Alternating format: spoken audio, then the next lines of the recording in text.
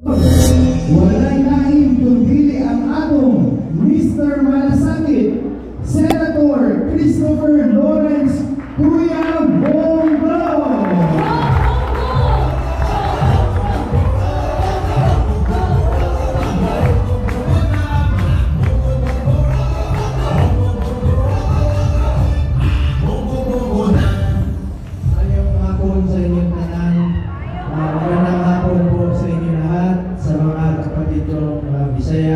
Muslim, Assalamualaikum.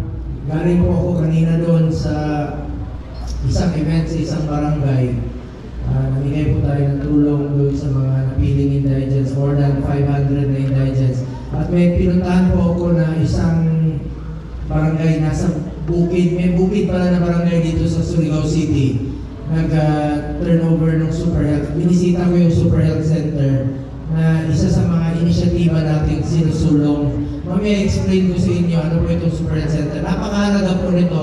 Tayo naman, ang ating advokasya, health po. Ako, health din po ang ating advokasya. Kanina may lumapit po sa akin. Nagpasalamat. Ingon niya, sir, salamat kayo sa tabang sa pasyente na dioperahan sa Cebu pa. Karon na natambala na. Isa lang po ang sagot ko sa kanya. Huwag po kayong magpasalamat sa akin.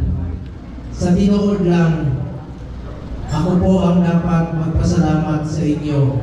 Dahil ako po isang probinsyano lamang na binigyan niyo po ng pagkakataon na makapagserbisyo po sa inyo. Maraming salamat po sa inyo. Sister, salamat po sa inyo. Ang dapat natin pasalamatan ngayon ng ating Panginoon. Wala kayo rito kundi dahil sa Kanya. At ako naman, naniniwala po ako na lahat ito ay posible dahil sa Panginoon. To the Philippine Nurses Association, Caraga Region, its officers and members, to our dedicated nurses here today, and to everyone working tirelessly to advance the nursing profession in our country, isang mainit na pagbati po sa inyo lahat. Alam niyo, dapat natin pasalamatan ngayong araw na ito ang ating mga health workers. Kayo po ang hero ng pandemya. Hindi natin nararating ito, hindi po namin sa inyo. Maraming salamat po sa inyo. Alam ko, ang hirap po maging nurse. Panahon ng pandemya, kayo po ang nagsakripisyo. Ang iba sa inyo, buhay po ang sinakripisyo. Ang iba sa inyo, nagkasakit. Kaya nung panahon ng pandemya, pinaglaban nga namin yung dating Pangulong Duterte. Galit kami dun sa release po ng pagbibigay ng mga death benefits dahil para sa amin kayo po nagsakripisyo. Kaya nga until now pinaglalaban ko po yung health emergency allowances ng ating mga health workers sa Senado. Alam niyo, last year naka-elect ng National Treasury, kaya ngayon galing po ako sa PhilHealth dahil na zero pa sila ngayon sa budget. Ang PhilHealth po para sa health ang pondong yan, diba? PhilHealth, gusto ko lang kung ilabas ko lang po aking samanan doon. Meron po isang medical frontliner, medical health officer, provincial health officer ng Camarines Norte. Na-admit siya, nagkasakit siya. 4 million yung hospital billing niya. Ang sinagot ng PhilHealth, 27,000. Na-admit siya muli, 6 million. Ang sinagot ng PhilHealth, 29,000. Ang na-bill niya, 57,000. Ang na-contribute niya sa bulsa niya, sa sweldo niya, tinaltas, 200,000. Nalugi pa siya, namatay pa siya. Kaya po sa PhilHealth, please, taasan niyo po yung health benefits. Expand health benefits ninyong increase case rates. Ngayon, nangako sila. Alam niyo, dati wala pang maingay dyan. Ako lang nag-iingay dyan. Ngayon, yung single period of confinement policy, na pinupupursige kung natanggalin nila, tinanggal na nila noong September 30. Ito po, 24-hour confinement policy, natanggalin na rin po nila ito na kailangan i-admit ng 24 hours. At across the board, 50% case rates. Expand nila yung benefit packages. Halimbawa, yung dental, sasama na po nila. Ngayon, pati po yung check-up sa mata, isasama na nila. Top 10 mortality diseases, isasama na po nila sa kanilang increasing the case rate. So, mag-expand po yung benefit packages nila dahil sobra-sobra yung order nila. Sumasama ang loob ko talaga. Next week, mag-i-hearing po ako. Kung kailangan nyo pong meron kayong hinaing na gusto nyo pong iparating, sa taong bayan. Bukas po ang committee ko sa Committee on Health para sa inyong hinaing. At sa mga nurses, alam niyo, suportado ko po kayo. In fact, nag-file din po. Alam po ng ating PRC Board of Director yan, si Ma'am Lagrito, dahil noong panahon ni dating Pangulong Duterte ay na-appoint po siya noong panahon yun. Eh yan, marami po siyang pinupush yung advanced nursing, di ba? Nasa Senado, nag-file na rin po ako noon. Kung ano po makakatulong sa inyong profesyon, bukas po ang aking opisina. Kaya lang po sa Committee on Civil Service po yung napunta, yung advanced nursing. Pero nag-file na po ako. Kung ano pa yung may matutulong ko bilang chairman ng Committee on Health. At malaki rin po ang maitutulong ninyo. Nurses, alam ko mahirap po ang buhay ninyo. Mababa po ang sweldo rito sa ating bansa. Mas mataas pa nga yung sweldo ng mga nasa gobyerno kaysa sa private sa nurses. Alam ko po yan dahil panahon ng pandemya, marami pong reklamo nakakarating sa amin. Alam ko, mas naisip nyo sana magtrabaho dito kaysa sa abroad. Mahirap magpalayo sa pamilya. Hindi nababayaran yung lungkot. Kaya lang po sa baba ng sweldo, hindi ko po masisi na kailangan nyo pong iba sa inyo ay kailangan po mag-abroad. Kaya dapat po pag-aralan po ito ang inyong profesyon na masana naman po na hindi man pareha kahit pa paano tataasan po ang sweldo ng ating mga nurses. Ako naman, 2019, ako po isa sa mga author ko sponsor ng Salary Standardization 5 sa Senado at patuloy po akong nag-file rin po ng Salary Standardization na 6 rin po ngayong last year rin po. So una-una, I commend the PNA Caraga Region for organizing this meaningful conference with the team. Ito pong reimagining a transformational Caraganon nursing workforce. This captures your collective aspirations to empower Filipino nurses not only overcome challenges but to thrive and succeed in both local and international stages. At bilang chairman po ng Committee on Health, gusto ko lang pong banggitin sa inyo ang ano pong naging prioridad ko bilang chairman ng Committee on Health. First, Malasakit Center. Second, Super Health Centers. At third, ito po, Regional Specialty Center. Meron na tayong 166 na Malasakit Center sa buong Pilipinas. In fact, dito sa Caraga, meron kayong Malasakit Center sa Siargao. Ako po ang sponsor ng hospital doon, no? Sa inyong, kasi lahat po ng hospital, i-upgrade, pangalanan, bagong hospital, ay dadaan po yan sa Kongreso. Ako po ang principal sponsor niyan sa Senado, inyong hospital sa Caraga. At meron din po kayong Malasakit Center dito po mismo sa Surigao City. Punta kayo ng Agusan del Sur, may Malasakit Center. Punta kayo ng Agusan del Norte, may Malasakit Center. Punta kayo ng Butuan, may Malasakit Center. Pumunta kayo ng Surigao del Sur, meron pong 3 Malasakit Center doon. Sa Bislig, sa Andag, at saka napay isa pa to. Tulo ang inyong, in fact, ang Surigao, ang isa sa pinakamaraming Malasakit Center sa mga probinsya po sa Mindanao. So meron tayong 166 sa buong Pilipinas. One-stop shop naman po siya. Nandiyan na po yung 4 na dyan ng gobyerno. Ngayon, kung meron kayong pasyente na hindi kayang operahan dito po sa inyong probinsya, sa rehiyon, kung kailangan dalahin sa Davao, kung kailangan doon sa Davao ang inyong pasyente sa SPNC o sa Manila, sundin lang po ninyo sa abot ng aking makakaya, tutulungan ko po ang inyong pasyente sa abot ng aking makakaya. Kasi pamasahin lang na makakalik po dito.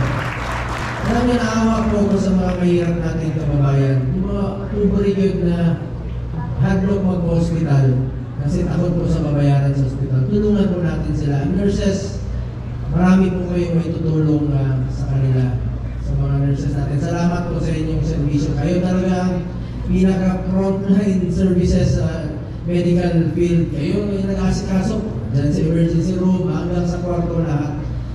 Talagang malaki po ang utang na loob ng taong bayan sa ating mga nurses. Ngayon po, second na naging prioridad ko, ito pong Super Health Center. Ano po ang Super Health Center? Iba po ang Malasakit Center, iba po ang Super Health Center, iba po ang Regional Specialty Center. Ang Super Health Center po, it's a medium type of a polyclinic. Pwede po dyan yung panganganak, dental, laboratory, x-ray. Dyan na po yung konsulta ng PhilHealth. At dyan na po kayo, tingnan niyo po tingnan niyo yung sa Batangas. Ako po Bisaya ako na taga Mindanao, Batangueño po ng akong lola. Meron po isang munisipyo sa Batangas. Tulad ng Siargao. Di ba island yung Siargao? Kailangan pa natin magbiyahe. Kung wala tayong hospital doon, wala yung medical center doon. Ang hirap po, magkasakit doon. Babiyahe pa sila ng Surigao City. Itong Tingloy. 2 hours ang biyahe sa bangka at saka tricycle pupunta ng Batangas Medical Center. Sabi ni Mayor, ang buntis na nanganganak sa tricycle at sa bangka sa sobrang layo, 2 hours. Ngayon, meron na silang super center, meron na silang pharmacy, nilagyan ni Mayor doon. Ngayon po dito sa Surigao City, tapos na po ang super center. Binisita namin, upland po yung super center dito sa Surigao City. Dahil 13 po ang super center na itatayo dito po mismo sa Surigao del Norte po. Pangalanan mo lang po ang inyong mga super center dito Halimbawa, Surigao del Norte, Alegria, Cagnyog, kanina, pinuntahan namin. Claver, Cagnyog, no? Claver, Dapa, Del Carmen, General Luna, San Benito, Socorro, Luna, ang itatayong super center. Punta ka ng Surigao del Norte, Kantinan, Hinatuan, Yangga, Limig. At Agusan del Norte, Cabanbaran, Las Neves, at Agusan del Sur, sa Bayugan, San Luis, Nalacubon, Dinagat. Lapoy Tuha, sa Dinagat o sa San Jose. Dito sa Surigao del Norte, Bacuag, Burgos, San Isidro, Santa Monica, Surigao del Sur, Barobo, San Agustin, Tagina, Beruela, at saka sa Magagoy, meron rin po super health center. Marami po super health center. Meron po isang natapos na super health center dyan po sa Lake Cebu, sa South Cotabato. Merong buntis na anak prior to my arrival. Ni Tibo Tribe. 14 lipaya sa ilahang mayor ng kapitan. Kung makita niyo ni Tibo, sabi ng mayor, Sir, pangalanan na mo sa imo ni bata. Kaya na, bago ka nanganak ang nanay, niabot ka.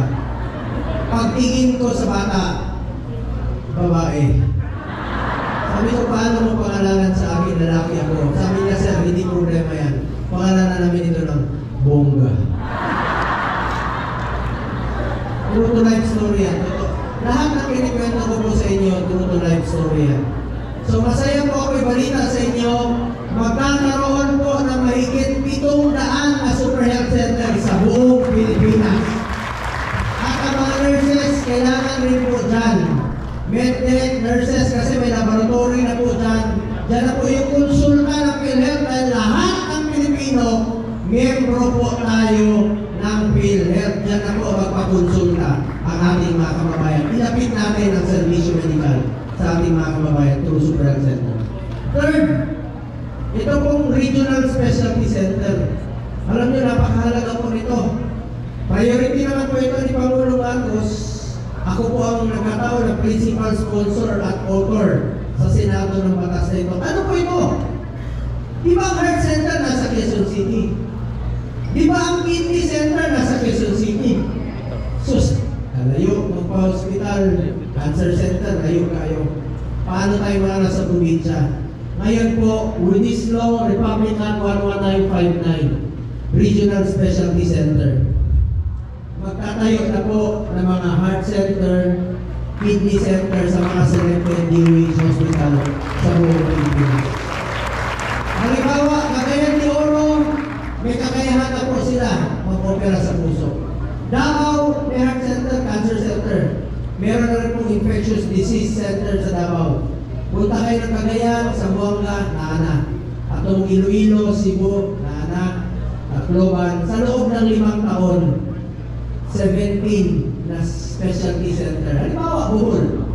Sa tapat, meron na specialty center. Mutana lang po sa inyo. Bisaya ba mutana na rin? Bisaya sa inyo. Bisaya na rin na lang. Kinsa Ilonggo sa inyo? Mga parenti ko rin mo, Ilonggo na rin. Mga Ilonggo pinsan ko. Kasi ang pangalan ko Bongo, ang kayo Ilonggo. Marami na rin sa Bisaya po kung ako, pero Batangueño yung birthday. Karon kaning Super Health Center, meron na sila sa Davao, meron na pong CT angiogram. Pwede na po magpa-CT scan, diretso ng angiogram. At isa, hybrid na po siya. Yan po yung ipapakalat natin sa buong Pilipinas, specialty center. Isinabatas lang po natin para sa loob ng 5 taon, tuloy-tuloy po ang expansion ng specialty center. Gusto ko lang po isingit sa inyo na dahil po kay dating Pangulong Duterte, kilala naman po ni Ma'am yan, dahil sa kanya, meron po siyang inisyatibo na halfway house sa SPMC. Ano po ito halfway house? Yung mga watchers wall, di ba kita niyo sa hospital, kawawa yung mga watcher nandyan sa gilid lang nagamulat. Karon po, napatugod siya sa Davao 10 years ago, 1 floor na halfway house, bahay pamulayan. Ngayon, pinalaki natin. Sa Davao, ginawa natin 5 floors, meron na silang benches o pwede sila magpahinga, pwede sila magluto while nag-aantay sa kanilang mga pasyente.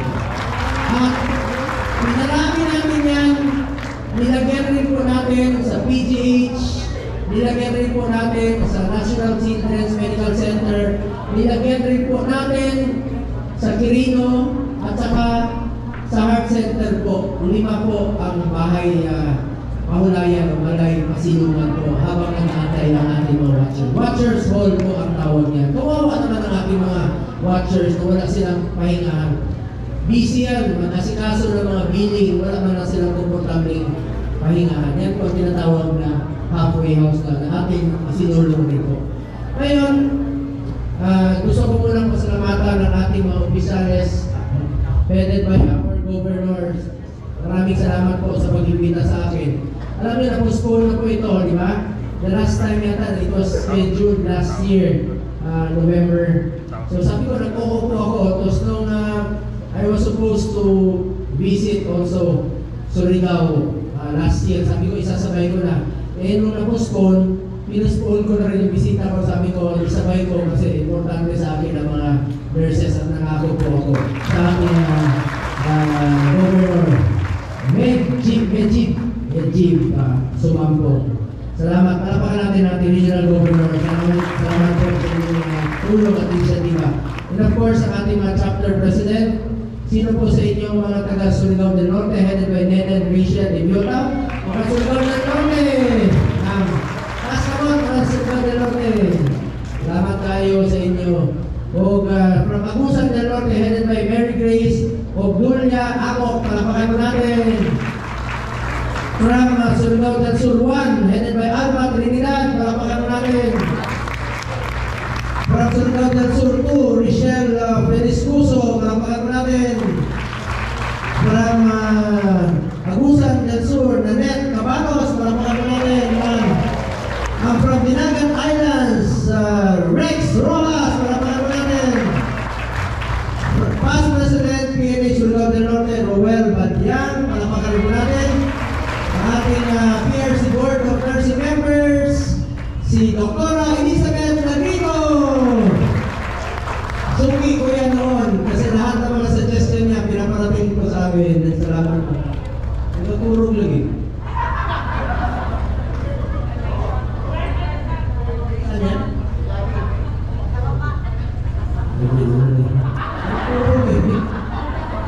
Ating another Board of Nursing Members, Dr. Merly Salvani, palapakan natin ma'am. Ang ating Regional Director ng DOH Center for Health, Dr. Cesar Casion, palapakan natin. Ating salamat. DOH, proyekto po ito ng DOH sa Super Health Center, kanila po ito. Atin na po inisyatiba noong 2022, nilapit natin sa Vision Medical. Ako naman nag-depend ng budget po ng DOH. And of course, from Adela Serra Memorial Medical Center, Dr. Janice Alcordo, palapakan natin. Ang ating Professional Regulation Commission RO13, CPA Regional Director Cheryl Elicano, palapakan natin ma'am. CPA na kayo ma'am? Professor kayo? Meron din sa inyo? Meron lang. Dali naman. Sigurado kayo safe tayo dito ha? Safe tayo dito pa yan. Hindi natin buwan ka yan.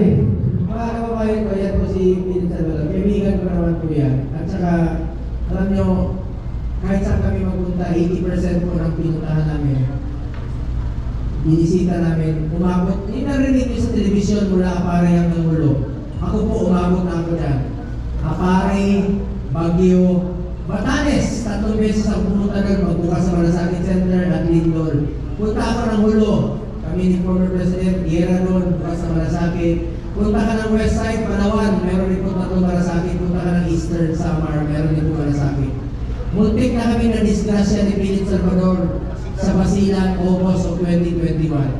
Pero naniniwala po ako na kung panahon mo na sa mundong ito, panahon mo na. Kung hindi mo pa panahon, Diyos lang po ang nakakaalam kung kailan tayo mawawala. Maraming salamat po sa ating Panginoon Diyos. Palapakalaman natin ang ating Panginoon. May 2 times na po kami muntik na disgrasya. Alam nyo, sinabi ko sa speech ko doon sa Basilan, kung sakaling may nangyari sa amin, kung sakaling kung namatay kami doon, sabi ko sa sarili ko, sabi ko sa speech ko mismo, alam ko na dito, isa pong karamalan, mamatay po na habang naglilingkod po sa kanyang sarili. Kung mamatay na ako, gusto ko nagtatrabaho, hindi mo lang ginagawa, nakalingkod lang, wala yung ginagawa. Gusto ko nagtrabaho ka eh. Sabi man kami na, namatay na ito sa buko. Ito na dito, nagtabang, nagtabang ko na sa akin. Pero at least, may ginawa po ako para sa kaya natin. Alam niyo, pag-uwi namin sa Maynila, may isang lasing. Tinakbayan ako. Alam mo sinabi sa akin? Sabi niya, sir, tinuro pa ako. Sabi niya, swerte ka, kasama mo si Philip Salvador. Anong kinalaman ni Philip Salvador sa swerte ko sa buhay? Bakit naman? Sabi niya, sir, mahaba ang buhay ni Philip Salvador. Bakit masasabi mahaba ang buhay ni Philip Salvador? Sabi niya, alam ko yan, sir. Kasi si Philip Salvador, masamang damo yan. Alam mo, totoo naman po ang sinasabi ng ating best friend, ng ating senador. Totoo pong masamang damo ako talaga. Pero ako po yung masamang damo na lucky charm niya. Kaya hanggang ngayon, buhay kami dalawa. Pero yung third time, hindi ka nakasama. Try sa po kumuntik yan sa Pililia, nagsarado rin po yung helicopter ng clouds, may windmill. Hindi kami magkasama. Pero pinagkasal kita. Akala ko katapusan ko na. So, yun na po, nabawasan na ng 3 yung buhay ko, meron pa akong 6. Si Philip, ubus na, 9 na. Ay, hindi. Meron pa ako nabinganin. Bakit? Oo, ganun kahaba ang buhay ko eh. Diba? Oo, yun ang binigay sa akin ni Lord. Kaya lalo kami magmahal sa kaibigan. Si Philip Salvador, gano'n lang po yan. 71 years old na po yan. Pero, kung syagit ang mga tao, ma'am, anak sila ako si Philip, nanay edad, pero may asin. Bumabawin na naman ha. Kasama kami ng isang linggo. Pumunta kami ng sa Bulacan. Noong isang araw po, galing kami ng Sarangani, galing kami ng Esperanza, galing kami ng Itsaya. Puro tininita sa panahon. Naka-vest man siya. Basa masyado yung damit niya. May asin mo na lang. Ano lang, bakit kayo dito? Yakapin niyo ako. Pango lang ang mga amoy niyo, promise. Gusto na kayo mapasaya ni Philip Salvador. Kaya po siya narito. Meron po akong tawag sa kanya. Isingit ko na lang po na alam kung pinapalight lang namin yung inyong discussion niya. Alam ko kanina umaga pa kayo rito pag convention kasi puro lecture, di ba? So ako naman, halo to akin. Merong tungkol naman sa batas at sa mga programa. At inaluhan ko rin po na entertainment kaya nandito po si Philip Salvador kasi gusto niya kayong batiin din po. Ang aking kaibigan, ang pangalan niya ngayon si Mr. Efectivo Philip Salvador. Palapakan po natin, Philip Salvador. Siya naman nagpansag sa akin yan, Mr. Efectivo. I don't know if you know na I'm also a candidate for Senator. Siya po ang nagbigay sa akin ng bansag ng Mr. Efectivo. Alam niyo naman siguro kung ano ang bansag kay Senator Bongo ng sambayanan Pilipino. Alam niyo ba? Mr. Ano po? Sambayanan Pilipino po ang nagbansag sa kanya niyan. At ang tanging bisyo ng aking best friend ay ang kita nyo, alam-alam nyo, nasa puso nyo. Kasi ilang dekada ng administrasyon ang dumaan dito sa ating bansa. Walang nakapag-isip na matulungan talaga yung pinakamahirap na nahirap. Walang nag-isip. Sino ba nag-isip na malasakit center? Sino po ba? Sino po ba ang nag-isip ng super health center? Sino po ba ang nag-isip ng regional specialty center? Doon ho sa ilang dekadang dumaan na administrasyon, may nag-isip pa yan. Takot na ang mga mahihirap magpa-check up kasi walang mga pera. Tama po ba? Walang mga pera ang ginagawa ng mga dahon ng bayabas kung anong dahon, pakukuluan, iinumin, bago inumin, pinagdadasalan, sana mapagaling mo ko. Dumating po sa nasyonal ang isang bongo. Naisip po lahat yan para sa mga kababayan natin. Yan ang dapat na sinabi. Dito, sa totoo lang, si Senator Bongo po, may eleksyon o wala, nakikita ng sambayan ng Pilipino. Sambayan ng Pilipino po, sinasabi ko, alam ko po, kasi kasama niya ako. Alam ko po yung paghihirap niya. Nakita ko po ang talagang pagmamalasakit niya, pagmamahal sa kapwa natin Pilipino, mahihirap. Kitang-kita ko po yung lindol, baha, bagyo, nasunugan. Kahit sa lugar po, kahit sa sulok ng Pilipinas, narating na po namin para makapagbigay siya ng serbisyo, makapagbigay siya ng tulong sa mga Pilipino. Yan ang senador. Siya po ang kauna-unahang senador. With all due respect, sir. Siya po ang kauna-unahang senador na naglapit ng gobyerno sa pinakamahihirap na mahirap para hindi na po mahirapan pang umabot sa gobyerno ang mga mahihirap. Yan si Bongo.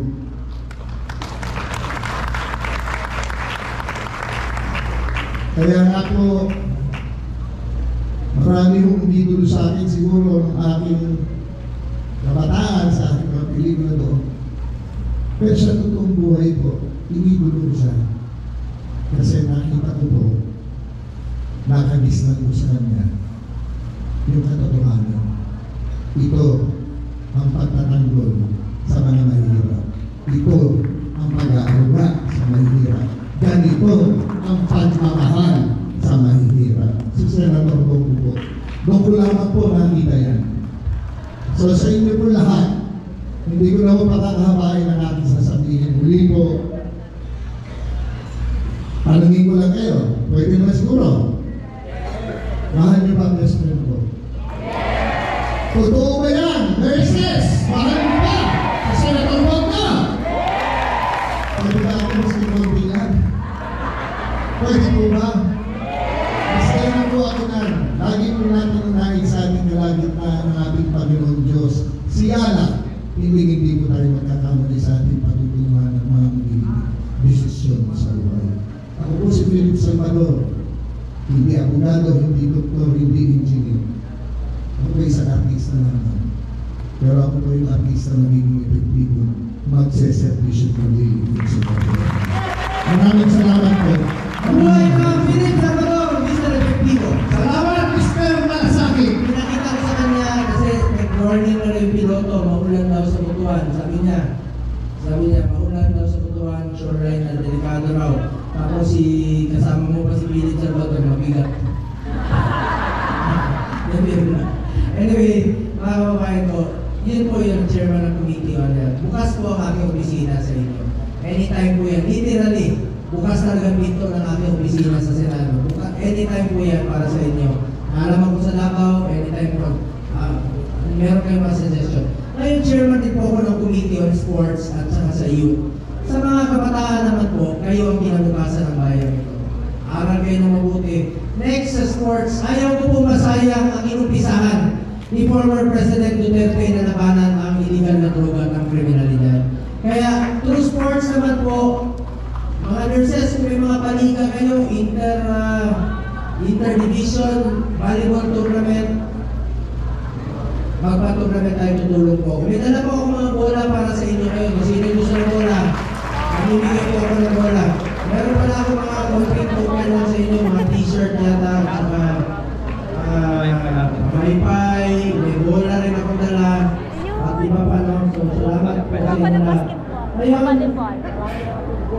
bola gusto nyo? Oh, yes! Volleyball, hihingin. Yung mga volleyball, ipamilin na rin. Lahat ang dala ninyong volleyball, iwan mo na rin dito. So, chairman po ako ng sports. Proud po ako. 2019 ako naging chairman ng sports. Naka-first ever gold po tayo sa Tokyo Olympics. Ngayon naman sa Paris Olympics sa 2024. Naka-2 gold po tayo. At meron, bago na sila umalis, sinuportahan natin. Hindi yung parating. Bago sila umalis, suportahan natin. Ngayon, meron tayong eskwelahan sa New Clark City. Yan po ang National Academy of Sports. Meron tayong eskwelahan na pwedeng mag-training ang student athletes. Hindi po masasakripisyo ang kanilang oras, pwedeng pagsasabayin. Sayang naman yung pasilidad kung hindi gagamitin ng ating mga student athletes. National Academy of Sports. Author po ako, mag-sponsor ng batas na yan. At gusto ko lang po ipagitin sa inyo, I have authored as your senator na nagtatrabaho po ako. Wala akong absent sa Senado. Kaya makikita niyo kung nandun ako sa Senado. I have authored 16 laws. I have principally sponsored 82 laws, including 80 laws for the establishment and upgrade of public hospitals. I have co-authored and co-sponsored 185 laws po sa Senado. Nagtatrabaho po ako para sa Pilipino at walang masasayang na oras po. Yan po pwede po i-analyze nyo. Ang aking kasipagan sa pagkatrabaho. Just call me Kuya Bongo ninyo. Anytime po yan. Madali naman tandaan ang pangalan mo. Pero may pakiusap na po ako sa inyo. Kung mas matanda kayo sa akin, huwag nyo naman akong tawagin ng Kuya. Siyempre, halimbawa, si Ma'am Elizabeth Lagrito, ano naman, nalubong kami, Kuya Bong. Ano ako, super lolo? Bong lang po. Mas komportable po ako na Bongo lang po. Anytime mo, Kuya Bongo. Madali tandaan ang pangalan ko at tumukan ko. Maalalan yung pangalan ko. Ano yung traffic light? Ano yung green? Go. Pag gutom na kayo, bibili kayo ng manok, chokes to? Anong pangalan ng dating presidente? Rodrigo? Paborito naming ulam? Mo? Anong tawag sa mahilig sa inom sa Tagalog? Lasing? Sino lasing ko sa inyo? Alam ko, may nurse dito na mahilig uminom. Isa lang, volunteer lang.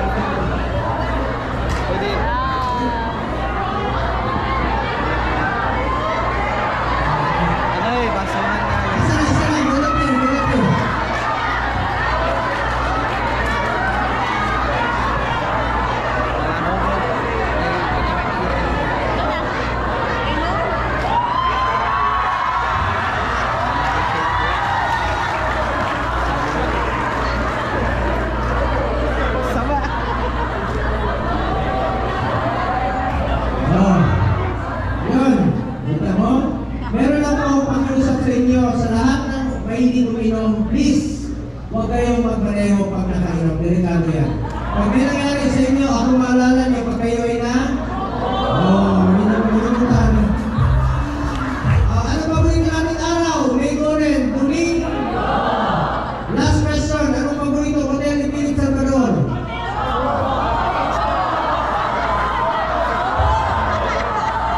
Ano ba naman kayo? Kanina lang, sabi ko pwede ba ako makahingi din ng konting pagkabayo? Oo! Ibang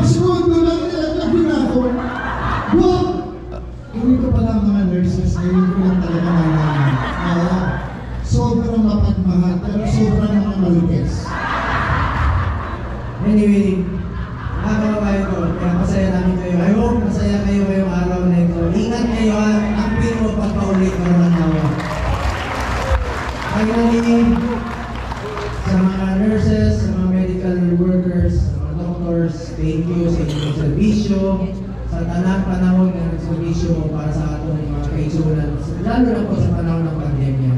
Gumuho talaga ang mundo natin sa panahon ng pandemya. Pero nang dahil sa inyo, nagkaroon tayo ng pag-asa, nakabalik tayo sa ating normal na pamumuhay. Finally, I encourage all of you to continue working together as we reimagine a transformational nursing workforce. Together, let us build a healthcare system that does not only heal, but empowers both our patients and our healthcare workers. Maraming salamat po sa inyong malasakit at serbisyo. Your dedication and hard work inspire us to do more and fight harder for the betterment of our healthcare system. Ipaglalaban ko po ang ating health sector bilang chairman ng Committee on Health. Lalo-lalo na po yung mga mahirap nating kababayan. Meron na po ako sasabihin sa inyo, sana po'y maalala ninyo sa mahabang panahon. Mga kaitsunan, mga kababayan ko, minsan lang po tayo dadaan sa mundong ito. Kung ano pong kabutihan o tulong na pwede natin gawin sa ating kapwa, gawin na po natin ngayon dahil hindi na tayo babalik sa mundo ito. Yan po ang ito. Ako po ang inyong Senator Kuya Bongo, patuloy na magsaservisyo sa inyo lahat dahil ako po yung naniniwala na ang servisyo po sa tao, servisyo